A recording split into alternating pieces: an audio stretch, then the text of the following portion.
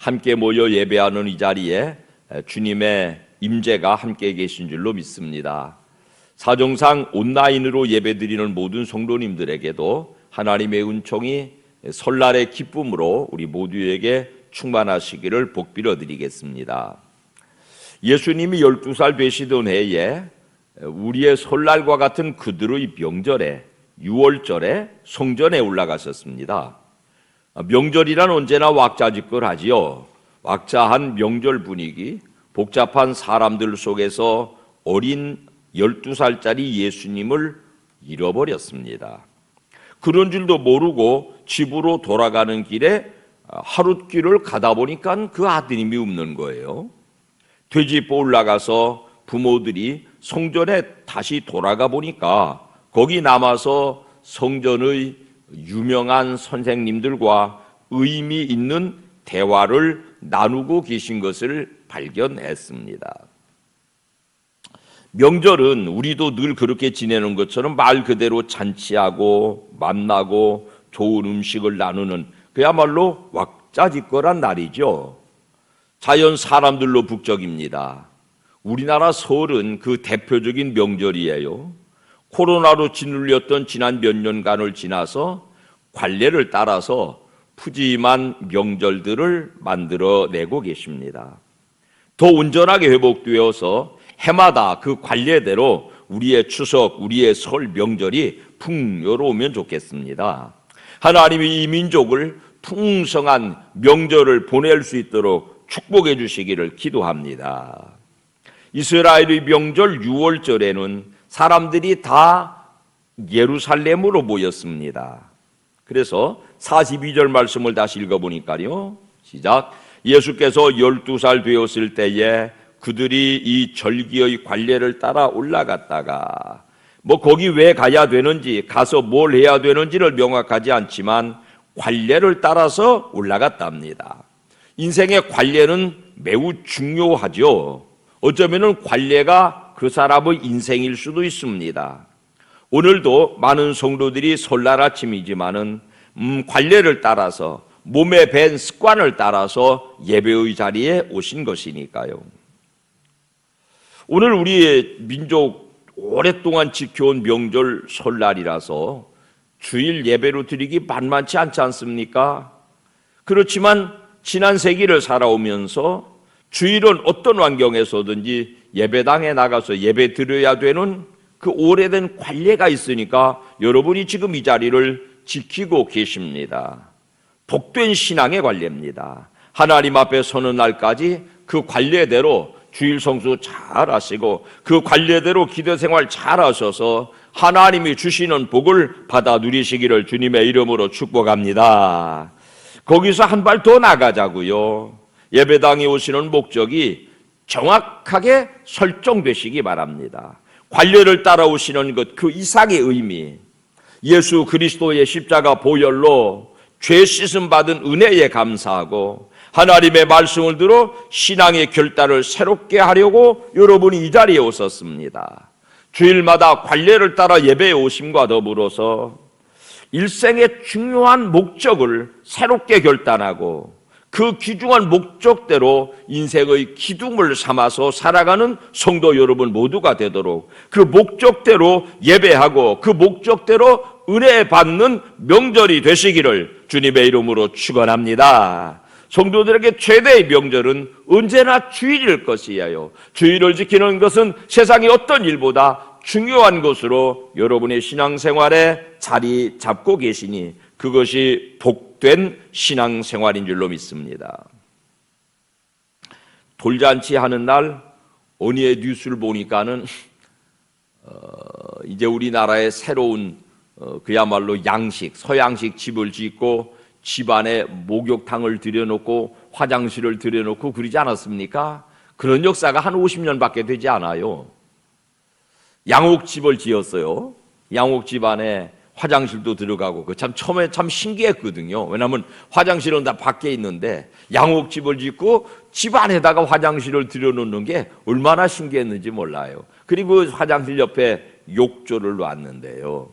어느 시골집에서 돌맞이에서 돌잔치 하는 날 어른들이 왁자하게 잔치하는 동안에 아이가 그만 욕조에 돌 맞은 아이가 아장아장 기어가서 사람들 눈 보지 않게 어떻게 기어 들어가서 그 욕조에 빠져서 죽어버렸더라. 그런 아주 슬픈 뉴스를 본 적이 있죠.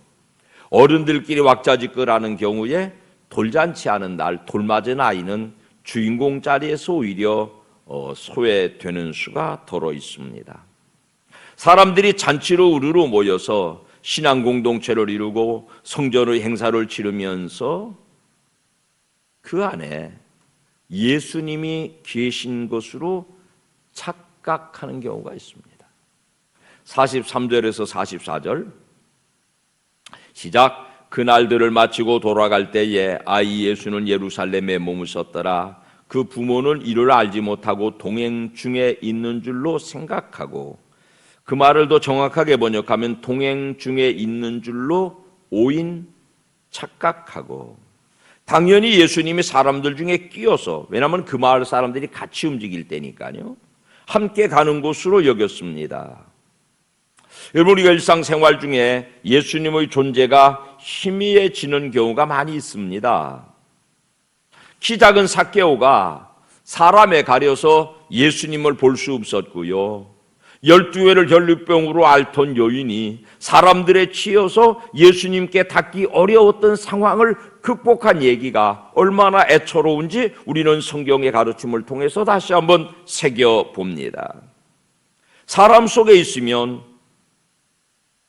예수님과의 접촉점을 잃는 경우가 많습니다.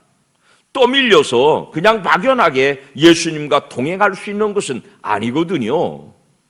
옆 사람이 은혜 받는다고 내가 따라받는 것은 아니거든요. 교회가 예배드린다고 내가 예수님을 진정으로 만나는 것은 아니거든요. 예수 그리스도와의 만남은 개인적인 문제거든요. 반면에 어떤 중풍병자는 친구가 있었는데요, 그 네 사람의 친구가 이 병들어 걷지 못하는 중풍병자를 데리고 주님 앞에 왔는데, 사람들이 많아서 주님 만나는 일을 방해받으니까 그들이 어떻게 했더라? 누가복음을 읽어보면요, 시작. 한 중풍병자를 사람들이 침상에 메고 와서 예수 앞에 들여놓고자 하였으나 무리 때문에 메고 들어갈 길을 얻지 못한지라 지붕에 올라가 기와를 벗기고 병자를 침상째 무리 가운데로 예수 앞에 달아 내리니, 친구들이 지붕을 뚫고 예수 면전에 이 환자를 달아 내려서 병고침 받고 있습니다. 사람 중에 막연히 예수님 만났다는 이 관습적 신앙을 버리고 필사적인 과정을 통해서 예수님을 직접 대면하는 이 명절 중에 명절, 주일이 되시기를 주님의 이름으로 축원합니다. 46절 말씀 시작. 사흘 후에 성전에서 만난즉 그가 선생들 중에 앉으사 그들에게 듣기도 하시며 묻기도 하시니, 사람들 속에서, 인파 속에서 잃어버린 아들 예수님을 찾으려면 얼마나 그 마음이 허겁지겁했을까요? 사흘을 그 고생했답니다. 12살 아들을 사람 속에 잃어버린 부모님 마음을 상상해 보시기 바랍니다. 저는 대전에 삼성동이 있다는 것을 막연히 알고 자랐어요. 왜냐하면 저도 어린 나이에 대전에 살 때 잊어버린 적이 있답니다. 그래야 어떻게 찾고 찾다 보니까 삼성동, 요즘으로 말하면 파출소, 그때 지서에 가서 그 아저씨들이 주는 사탕 하나 입에 물고 징징 울고 앉았더랍니다. 그래 어머니가 저를 잊어버렸다가 찾은 얘기를 종종 들려주시곤 했습니다. 여러분, 자식을 잃어버린 부모님 마음을 상상해 보시기 바랍니다. 2장 45절 말씀에 시작. 만나지 못함에 찾으면서 예루살렘에 돌아갔더니, 그 하룻길을 갔다가 사흘을 되짚어 찾아가는 과정이 얼마나 당황스러웠을까요? 자식을 잃어버린 사흘의 기간이 어쩌면 영원처럼 긴 시간이었을 것입니다. 요셉과 마리아가 자식을 잃고 당황하던 이 사흘간의 아픈 가슴을 통해서 우리는 이 땅에 자녀 잃은 부모님들이 이 명절을 어떻게 보내실지 동정의 마음, 공감의 마음을 갖는 것이 대한민국 국민으로서 더불어 사는 동족으로서의 명절을 지키는 의미일 것이라고 생각합니다. 2014년 4월 16일 세월호 침몰 사건은 우리에게는 지나치는 뉴스였을 뿐이고 9년의 세월이 흐르면서 점점 희미하게 망각되어져 가지만 그 바다의 자식들을 묻은 부모님들의 가슴에는 명절이 될 때마다, 기념일이 될 때마다, 사건이 일어날 때마다 절절한 아픔으로 재생산될 것이군요. 엊그제 이태원에서 죽어간 젊은이들이 많아요. 그들의 부모님들의 아픔도 함께 공감할 수 있어야 동포요 성도일 것입니다. 그 부모님들에게는 명절이 더 가슴 아픈 날일 것입니다. 그 자녀들을 앞세워 보낸 부모님들의 마음에 하나님의 위로가 이 설날에 함께 임하시기를 기도합시다. 그 바다의 아이들을 빠뜨린 이태원의 자녀들을 묻은 부모님들의 슬픔은 공식적으로 허가가 된 슬픔입니다. 그런데 오늘 예배 자리에 앉아 계신 여러분들의 자녀들은 안녕하신지요?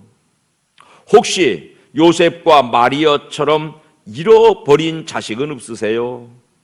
드러내놓고 잃어버렸다고 할 수도 없이 부모님의 품을, 하나님의 품을 떠난 자녀들은 없는지요? 12살 어린 아들을 사람들 속에서 잃어버리고 당황했을 사울간의 그 절절한 심정으로 우리가 영적으로 잃어버린 자녀들을 찾아내야만 될 것입니다.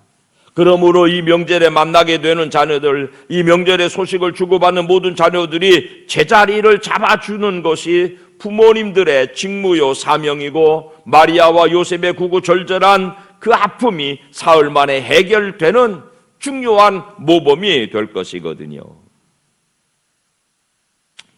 동행 중에 예수님이 계신 것으로 알고 하룻길을 갔는데 가고 보니까 없습니다. 자신들의 관례를 따라서 친족 중에서 아는 사람들 무리 속에서 찾아 헤맸지만 없습니다. 오던 걸음을 되짚어 예루살렘 성전으로 돌아갔더니 사흘길을 걸려서 성전에 있으리라는 생각을 못했던 모양이지요. 이리저리 헤집고 다니다가 마침내 마지막에 혹시라도 하는 심정으로 성전에 가보니까 예수님 거기 계셨더랍니다. 명절에 분주한 사람들에게 집중하면 어리고, 잘 들어보세요, 연약하신 예수님을 잃어버리게 됩니다. 그 상태로 요셉과 마리아는 바삐 가버나움으로 돌아가야 됩니다. 왜냐하면 거기 생업이 있기 때문이죠. 거기 일상이 있기 때문이죠. 시간적으로도 바쁘면 어려서 연약하신 예수님을 종종 잊어버리고 삽니다. 에베소서 4장 30절에는 우리에게 이런 경종을 들려줍니다. 시작. 하나님의 성령을 근심하게 하지 말라. 그 안에서 너희가 구원의 날까지 인치심을 받았느니라. 사람 속에서, 인파 속에서, 일상 속에서 분주하고 복잡한 내 생업 속에서 바쁘게 사느라고 어리신 성령님, 연약하신 성령님, 소심하신 성령님, 예수님처럼 방치하게 되면 성령님은 우리 안에서 잃어버린 예수가 되어서, 잃어버린 예수의 영이 되어서 근심하고 계신답니다. 성령님은 우리가 어떻게 대접해 드리느냐에 따라서, 어떻게 집중해 주고 어떻게 안심하게 그 성령님을 내 속에서 환영해 드리고 성령님을 인정해 드리는가를 따라서 내 속에서 흥왕하시기도 하고, 잃어버린 예수님처럼 나와 관계없는 자리에서 근심하고 계실 수도 있습니다. 여러분 속에 계신 성령님은 혹시 근심하시는 성령님, 혹시 소외되시는 성령님이 아니신지를 깊이 성찰하시기 바랍니다. 데살로니가전서 5장 19절에는요, 한 발짝 더 나가서요, 시작. 성령을 소멸하지 말며, 우리가 찾아내지 않으면 성령님은 소멸되실 만큼 세미한 분이시랍니다. 성령님을 우리가 찾아내지 않으면, 관심하지 않으면, 소통하지 않고 공감하지 않고 맞닥뜨리지 않으면 우리 속에서 잃어버린 바 되신다는 거죠. 우리를 구원하러 세상에 오신 예수님이십니다. 우리가 주의를 기울이고 그분께 집중해야 그분을 잃어버리지 않습니다.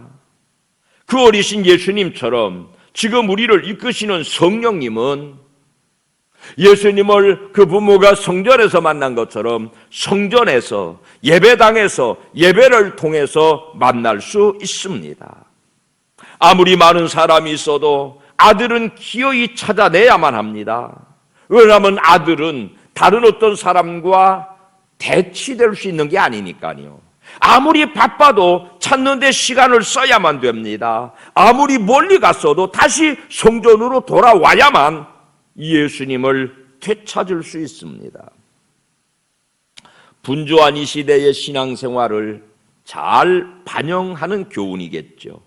사랑하는 여러분, 모든 것을 다 가졌어도 예수님 없으면 되돌아가야 됩니다. 아무리 멀리 왔어도, 아무리 바쁜 일상이 있어도 예수님 잊어버렸으면 다시 원점으로 돌아가야만 합니다. 세상이 어떻게 달라졌어도 우리는 성전에서 만나는 주님과의 교제를 이어가야만 하는 것입니다. 여러분이 지금 앉아 계신 이 예배의 자리는 바로 그 예수님 만나는 자리, 잃어버린 신앙을 회복하는 자리, 바쁜 일상 때문에 사람들과의 관계 때문에 분주복잡한 세상의 여러 구조 속에서 예수 그리스도를 혹시 잊어버렸으면 다시 한번 마음을 집중해서 예배의 자리로, 성전으로, 말씀의 자리로, 기도의 자리로, 하나님의 임재의 처소로, 내 집은 만민이 기도하는 집이라고 명명해 주신 예배당으로 모이셔서 주님과 교제하고 주님을 다시 만나는 그 감격, 그 복을 누리시기를 주님의 이름으로 축원합니다. 그러니 분주복잡한 설날 명절이라도 더 원초적이고 더 중요한 주일을 예배로 주님 앞에 모이신 여러분들 모두 속에 예수님을 다시 찾아 만나는 감동이 있으시기를 주님의 이름으로 축원합니다. 축원합니다.